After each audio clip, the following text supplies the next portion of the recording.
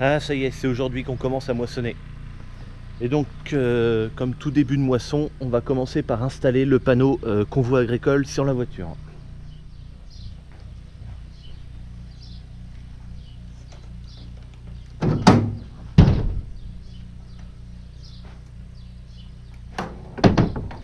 Ok, alors avant de l'installer, il faut que je relève voilà, les trucs qui sont là. Aïe, c'est pas évident. Et en fait, si tu veux, papa avait fait un montage là. Donc ce petit boulon là, en fait, va venir là-dedans.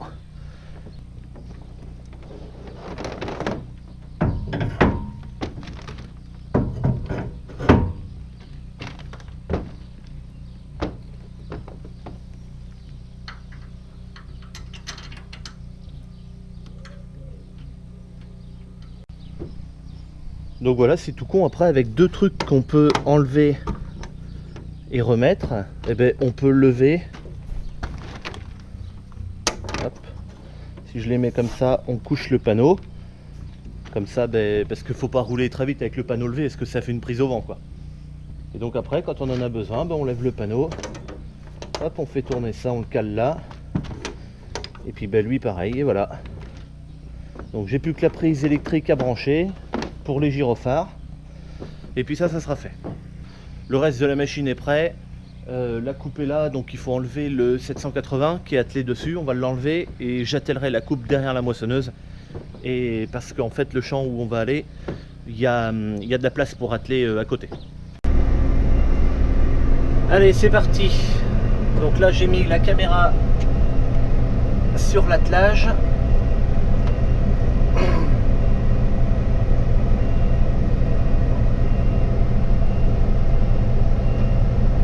Ralenti.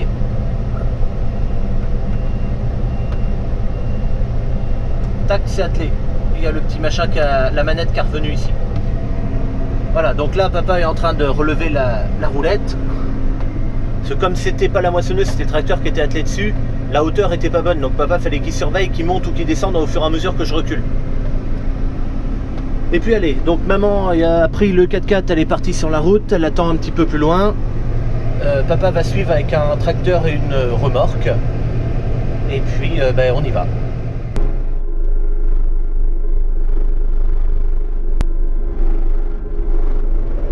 Bon alors c'est les premiers tours de roue. Là je viens de faire une passée le long du blé de mon voisin. Et là je vais faire demi-tour. Donc il faut que je fasse une encoche dans le champ.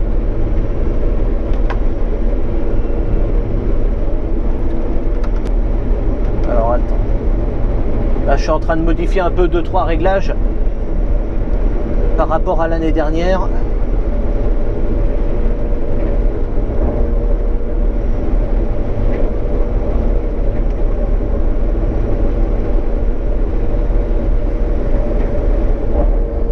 Je suis pas spécialement très serein là.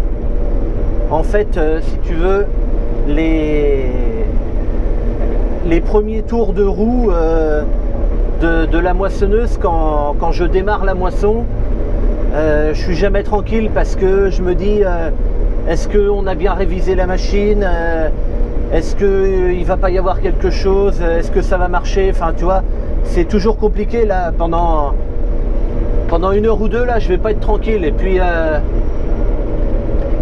ensuite, il y a tout un tas de choses. Tu vois, la coupe devant, pendant l'hiver, il y a quelques points de rouille, tu sais, qui se sont mis sur les zones où il n'y a plus de peinture maintenant.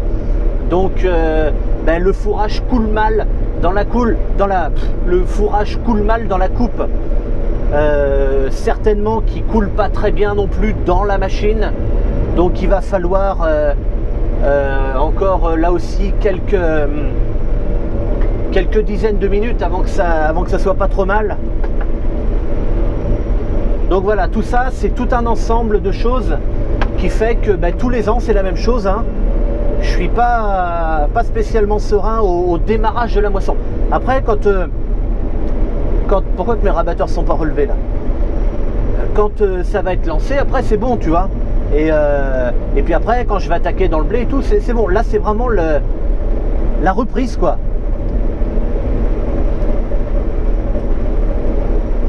colzas sont assez hauts en plus, assez fournis, il y a pas mal de fourrage. Bon alors pour l'instant l'humidité je la connais pas, en fait je fais juste un dernier tour et après on va prendre un échantillon.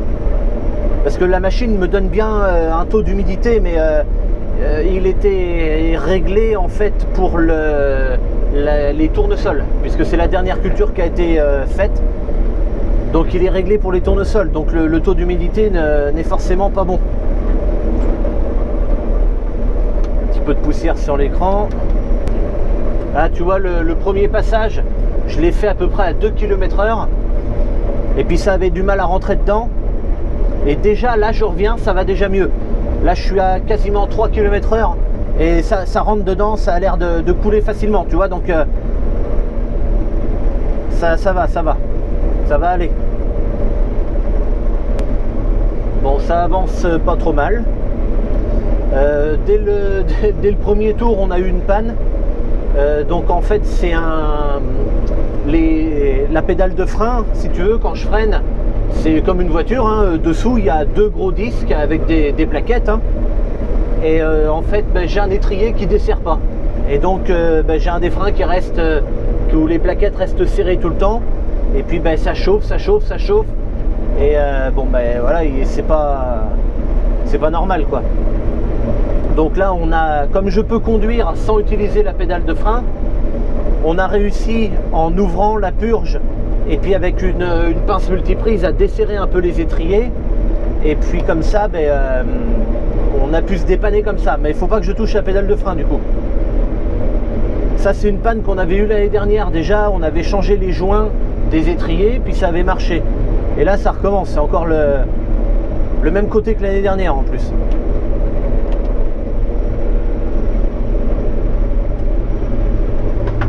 Bon, alors, ça commence à me plaire moi, parce que elle a fait plusieurs années la moissonneuse et sans aucun problème au niveau des freins. Et là putain, 2 ans de suite, 2 ans on a des problèmes avec les machins là.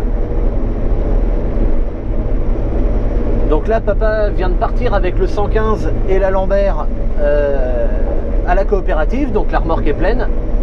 Et donc il me reste au bord du champ le New Holland avec la Le Boulch.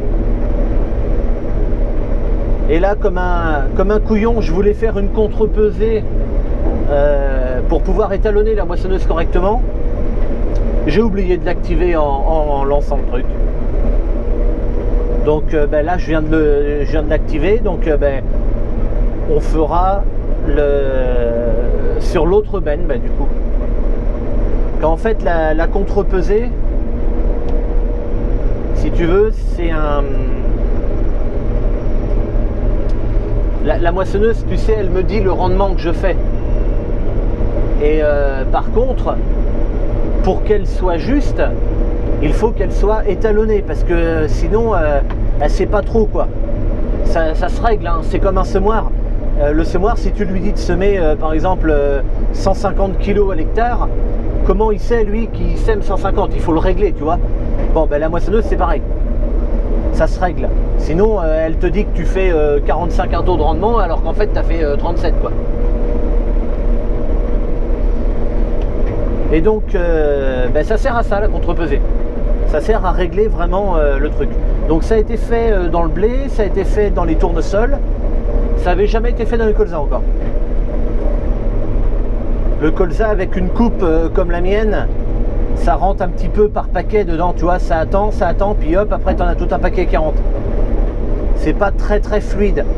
Ce manque de fluidité dans le fait que ça rentre de la coupe comme ça, c'est dû au fait que le colza est tellement branchu que en fait tout se tient quoi.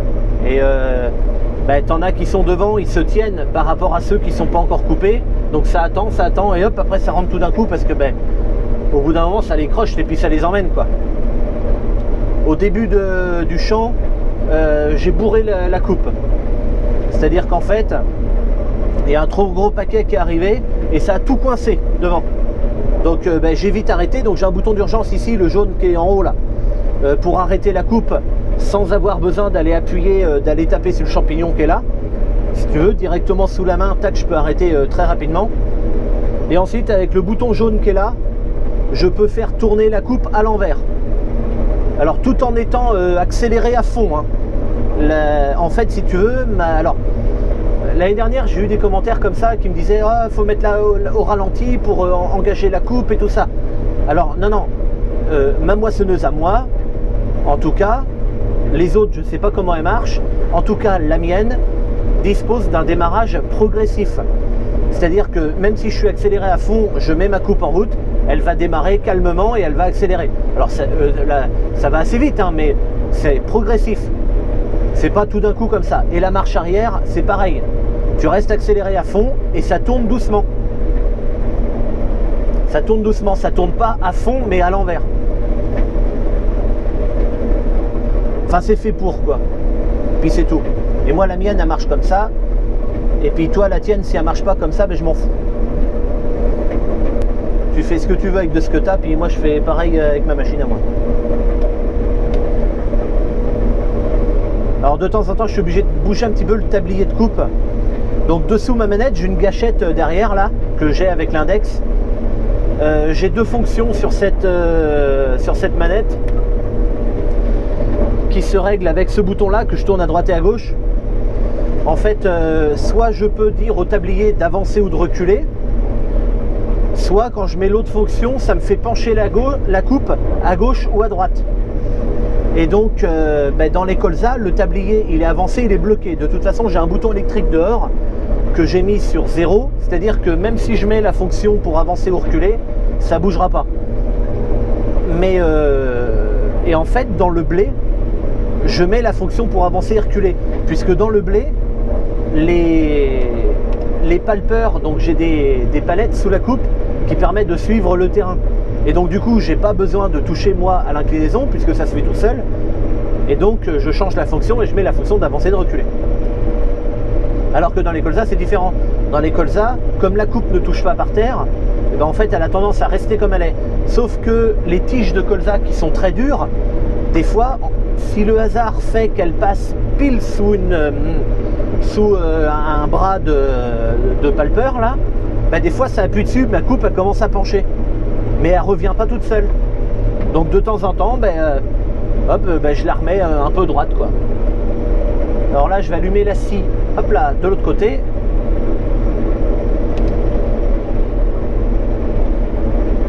Bon, la parcelle est pas mal du tout. On peut voir que c'est plutôt propre. Alors il y avait un petit peu d'herbe au bord du champ et puis dans les chintes.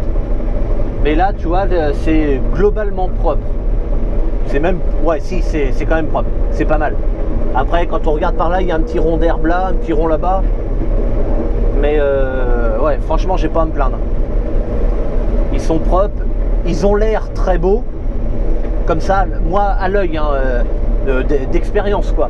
Comme ça, ils ont l'air très beaux. Donc voilà, derrière, ça se passe comme ça. Alors au départ, ça sort dans le coin là-bas. Parce que comme le tuyau remonte et fait sortir par là, sur la droite, eh bien le coin à gauche là-bas ne serait jamais rempli. Et donc en fait, si tu veux, au départ, ça sort en bas du tube là, et ça se remplit calmement. Et puis ensuite, quand le grain monte, ça bouche le trou, et puis ça sort en haut. D'ailleurs, je sais pas si tu le remarques, tout au coin là-bas, ça en sort encore un peu de grain. Là, il y a une espèce de goulotte ici. C'est une goulotte de prise d'échantillon. En fait, il y a du grain qui tombe dessus, mais pas beaucoup. Et sur le côté, alors je vais ouvrir vite fait. Ici, hop là, je referme à cause de la poussière. La trappe, le trou que je t'ai fait voir, c'est une trappe. Par ici, on peut récupérer du grain en même temps qu'on moissonne. Et donc le trou est ainsi fait que au bout d'un moment, quand le grain va se mettre dessus, ça va pas ressortir. Le grain va boucher le trou tout seul. Là, j'ai ma caméra qui filme l'arrière. Comme ça, je vois mon broyeur en fait. Je vois si le broyeur marche ou ne marche pas. Alors après, si le broyeur venait qu'à bourrer, moi après j'ai des alertes au niveau des axes de rotation du broyeur. Et puis après, le fourrage monterait en haut de la machine. Et en haut, j'ai une espèce de palette aussi qui m'indique un bourrage de secoueur. Donc ça tarderait pas à sonner dans la cabine, m'indiquant une alerte, m'indiquant qu'il y a un problème. Mais bon, déjà, je le vois à l'œil, c'est intéressant. Et ensuite, dans le rétroviseur, alors on le voit peut-être pas très bien parce qu'il y a un tout petit peu de vent, je vois l'éparpilleur. L'éparpilleur, c'est l'éparpilleur de menu paille. Alors ici, bon, on va pas voir grand chose parce que non seulement il y a le soleil et en plus il y a la poussière. Mais je vois dans mes deux rétroviseurs, c'est juste derrière les roues arrière, enfin juste derrière les roues arrière, oui, c'est comme ça qu'on dit. Et donc je peux voir pareil, les menus paille qui sortent eux par les côtés. Allez, en tout cas, c'est vraiment pas mal. Là, j'ai le bois ici. Là, j'ai une haie là, là et là-bas. Et en fait, le long du bois, c'était un petit peu compliqué. Il y a beaucoup de folle avoine qui a poussé. Surtout là, je sais pas pourquoi. Alors, est-ce que la rampe, parce que le bois, il n'est pas droit, il fait un petit ventre là. Et je pense que la rampe du pulvé n'a pas été cherchée dans le creux là-bas. J'ai dû faire un passage droit. Je pense que c'est pour ça. Donc, je vais arrêter la scie de gauche parce que j'en ai plus besoin. En fait, la scie qui est là, elle a un électrovanne, donc je peux l'arrêter ou l'allumer. Mais la scie de droite, elle en a pas, elle, donc elle est tout le temps allumée. À partir du moment, en fait, elle est alimentée par le flux d'huile de la coupe. Et quand je mets en route la coupe, la scie s'allume en même temps. Voilà. Avant, sur notre ancienne moissonneuse, non, alors pas celle qu'on avait avant qui était une New Holland, on avait deux scies électriques. Celle encore avant, la John Deere, qu'on avait encore avant la New Holland, on avait une seule scie que d'un côté, donc fallait mettre le diviseur dans un passage de traitement, la scie de l'autre côté, puis tu tournais toujours dans le même sens pour avoir la scie dans la culture. Et c'était une scie électrique aussi. D'ailleurs, elle est toujours sous l'hangar. On ne sait pas quoi en faire avec papa de cette petite scie. Mais je pense qu'on va bien la nettoyer, tout, regarder si elle fonctionne. Et puis je pense qu'on va la vendre parce que vaut mieux qu'elle serve à quelqu'un plutôt qu'elle pourrisse sous l'hangar, quoi. Ça rime à rien. Donc je pense qu'on va la vendre et puis voilà. Allez, on va aller vider. Je vais mettre la caméra sur la vis. Alors le truc noir que tu vois dessous, c'est pas la caméra, hein, c'est le phare. La caméra, on peut pas la voir d'ici, elle est de l'autre côté. Tu vois, on voit mieux là, elle est posée sur le rebord. En fait, moi, la caméra, elle me sert pas à vider dans la remorque, parce que je peux voir très bien de là où je suis quand je vide. Hop.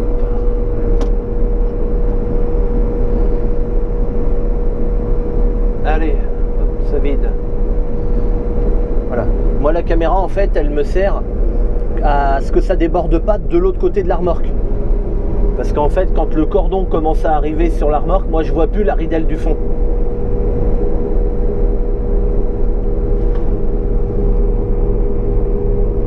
Alors, on voit des impuretés dessus. En fait, si tu veux, on en voit toujours dans la trémie, alors qu'en réalité, il y en a moins. Il y en a moins que ce qu'on pense. En fait, les impuretés... Alors, j'ai remis les lunettes de soleil parce que ça me pète les yeux. Je peux chanter la chanson « Je reconnais plus personne, en masse et Ferguson ». Et merde, je dis des conneries, je sais même plus ce que je disais moi. Oui, les impuretés. En fait, comme c'est vachement plus léger que les grains, les impuretés, eh ben, si tu veux, elles ont tendance à rester dessus et se mettre sur les bords. Alors du coup, on a l'impression qu'il y en a beaucoup, et en fait non. Allez, hop, et voilà. Une pression, ça s'arrête.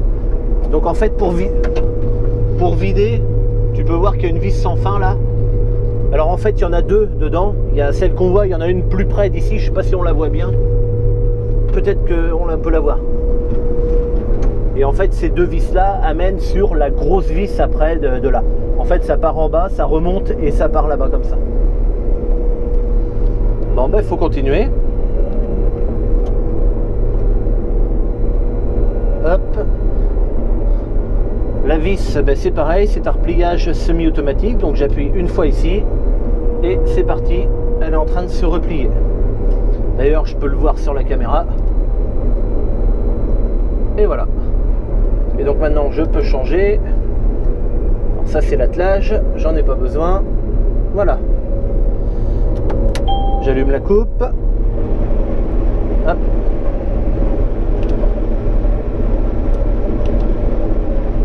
Je la fais descendre.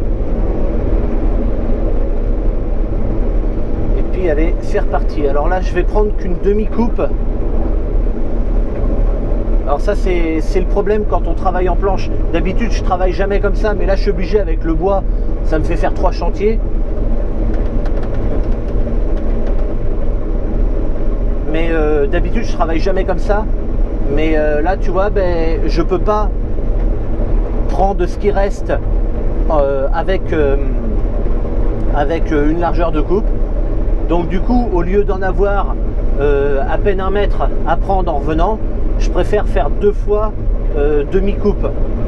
Comme ça, parce qu'en fait, la moissonneuse, pour qu'elle trie bien et qu'elle fonctionne bien, il faut quand même qu'il y en ait un minimum qui rentre dedans, tu vois. Donc là, comme je suis quasiment à demi-coupe, il faut que je roule un peu plus vite également pour compenser.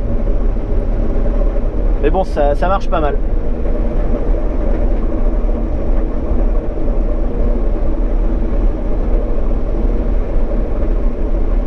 Donc là, on peut voir qu'il y a une bande qui n'est pas de la même couleur, là. Un peu plus marron. C'était là qu'il y avait le passage de traitement. D'ailleurs, je suis plutôt content parce que tu vois, il n'y a pas beaucoup de différence de hauteur entre le passage de traitement et le reste du champ. Il y en a même presque pas de différence de hauteur. Alors après, c'est aussi dû au fait que je ne suis pas intervenu pour traiter les pucerons. Les pucerons cendrés qui se mettent à la fin sur les siliques. J'avais des coccinelles dans le champ, je les ai laissées travailler, elles ont fait ce qu'elles avaient à faire, et puis j'ai pas eu besoin de traiter. Donc tant mieux. Et puis je n'ai pas traité non plus pour calmer les méligettes. Les méligettes qui sont un nuisible quand le colza n'est pas encore en fleurs, mais la méligette est également un pollinisateur quand le colza est en fleurs. Hein. Alors c'est chiant. Alors si elles arrivent trop tôt dans le colza, des fois, il faut faire un insecticide. En fait, ça va diminuer leur population sans les faire toutes crever. Et du coup, j'ai moins de dégâts. Parce que le problème, c'est quand les fleurs sont encore en bouton, la silique, elle veut bouffer le pollen qui est dedans et elle perce le bouton. Et un bouton qui est percé, ben, ça fera une fleur avortée et donc ben, des graines en moins. Et c'est assez important, hein, la nuisibilité des méligettes. Hein. Mais j'ai pas eu besoin de le faire non plus, parce que notamment dans ce champ-là, j'ai remarqué qu'il y en avait des méligettes, et en fait, une journée après ou 2 jours, quasiment tout le champ était en fleurs. Donc j'ai laissé tranquille, et puis ça s'est fait comme ça.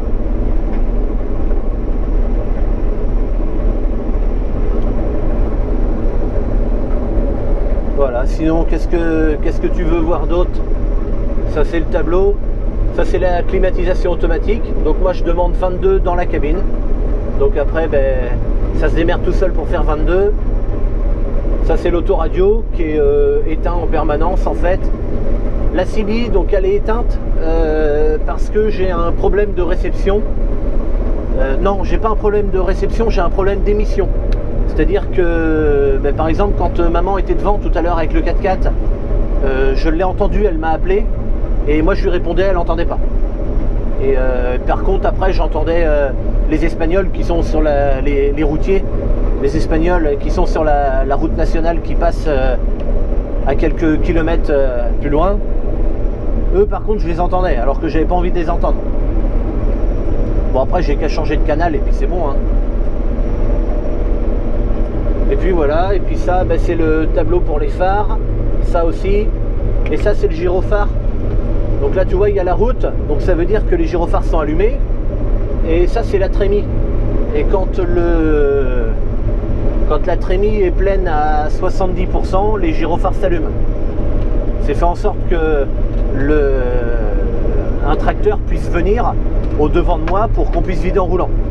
Là c'est pareil, je ne l'ai pas allumé dans ce champ, il est trop petit, c'est pas nécessaire d'allumer les gyrophares. De toute façon les tracteurs vont pas venir au devant de moi, j'ai largement le temps de faire un aller-retour.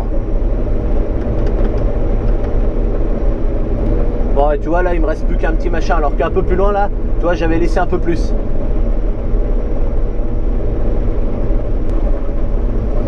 Donc alors là, c'est un nouveau truc depuis cette année à ma coopérative, donc Centre-Ouest Céréales.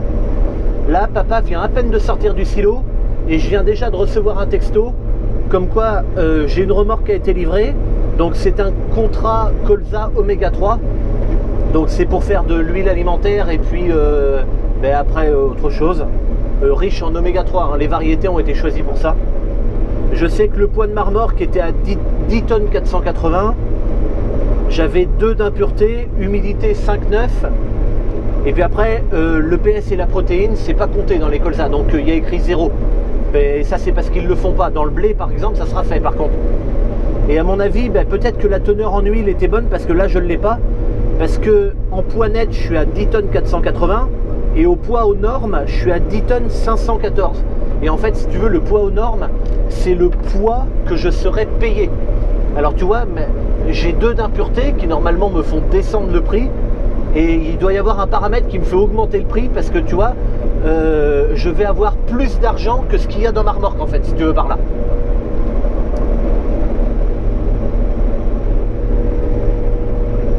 Alors bon, c'est dommage, la caméra était éteinte quand ça m'est arrivé, mais là, j'en parlais tout à l'heure, ça vient de bourrer, je pense que je roulais un peu trop vite. Donc quand ça m'arrive, je recule, voilà, 50 cm pas plus, et donc accélérer à fond, marche arrière sur la coupe.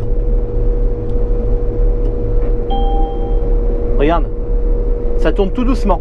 Tu vois la vis, bon, tu la vois peut-être pas très bien, elle tourne tout doucement. Là j'arrête. J'attends bien qu'elle soit arrêtée parce qu'en fait, si tu veux, c'est pas les grandes courroies qui font tourner. Là, c'est un autre truc qui la fait tourner à l'envers. C'est pour ça qu'elle tourne doucement. Hein. Et donc là, je renclenche. Alors, là, je vais reculer un petit peu plus. Je vais renclencher en marche avant.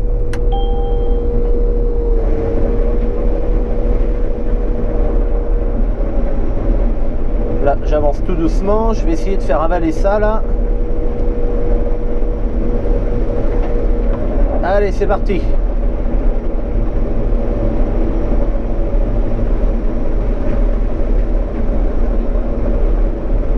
Allez. Bon, le bourrage, tu ne l'as pas vu, mais c'est pas grave. De toute façon, au pire, ça se coince et puis ça avale plus. Voilà, il y avait que ça à voir hein, pour le bourrage. Ce que je voulais te faire voir qui était intéressant, c'était la marche arrière surtout. Même accélérer à fond.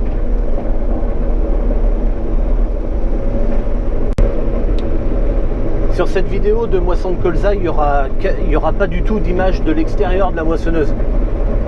La raison est simple, c'est que là je suis quasiment tout seul tout le temps parce que papa part livrer, donc là il vient de revenir là juste. Mais je ferai de l'extérieur avec du drone et tout, plus pour la moisson de blé par exemple. Ça sera à ce moment-là. Bon écoute, sur ce, moi je te dis à bientôt pour une prochaine. Allez, salut!